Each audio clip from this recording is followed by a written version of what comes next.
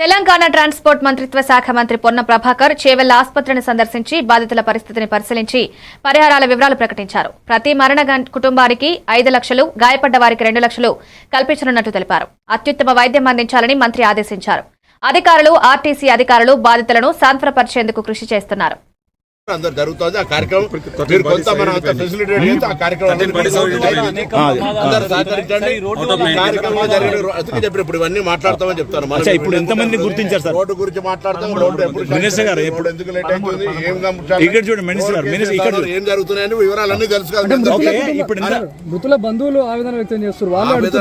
రాజకీయాలు కాదు సార్, తప్పులు వాళ్ళ గురించి వాళ్ళు మాట్లాడిందని గౌరవం అంటారు బ్రదర్, వాళ్ళు మాట్లాడిందని గౌరవం అంటారు. అందుకే దాని డెప్త్ డిస్కషన్ స్కోప్ ప్రయారిటీ కదా. ఇప్పుడు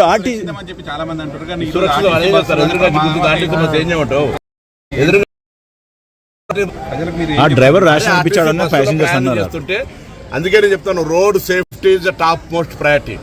రవాణా శాఖ తరఫున రోడ్డు భద్రతకు సంబంధించి ప్రజలను అవగాహన కలగడానికి పాఠశాల స్థాయి నుంచి చేస్తున్నాం. ప్రభుత్వం ఎన్ని నిబంధనలు తెచ్చినా, ఎన్ని చెకింగ్స్ చేసినా ప్రజల సహకారం అవసరము. నేను తెలంగాణ ప్రజలుగా దేశవ్యాప్తంగా యాక్సిడెంట్లు జరుగుతున్నాయి, 100 మంది చనిపోతా ఉన్నారు. రోజు తెలంగాణ రాష్ట్రంలో 20 మందికి తక్కువకుండా చనిపోతా ఉన్నారు. వాటిని నివారించడానికి డేంజర్ స్పాట్స్ ను రిమూవ్ చేస్తా ఉన్నాం ఆర్ఎండ్బి శాఖతో సమన్వయంగా. అంతేకాకుండా ఎక్కడెక్కడైతే ఫిట్నెస్ కావచ్చు, ఇతరత్ర అంశాల మీద ట్రాన్స్పోర్ట్ డిపార్ట్మెంట్ సీరియస్ గా యాక్ట్ అవుతా ఉంది.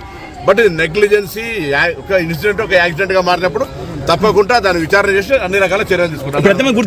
వాటన్నిటికి సంబంధించిన విషయం లోపల మేము ఫస్ట్ గా టాప్ ప్రయారిటీగా మెడికల్ ట్రీట్మెంట్, 2 చనిపోయినటువంటి కుటుంబాలకు సంబంధించి, దాని తదుపరి అక్కడ ఉన్నటువంటి ఫెండర్లకు సంబంధించిన విషయంలో ప్రయారిటీ చేస్తారు. దయచేసి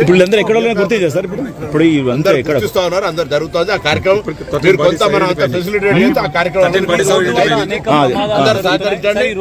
కార్యక్రమం జరిగిన చెప్పి ఇప్పుడు ఇవన్నీ మాట్లాడతామని చెప్తాను.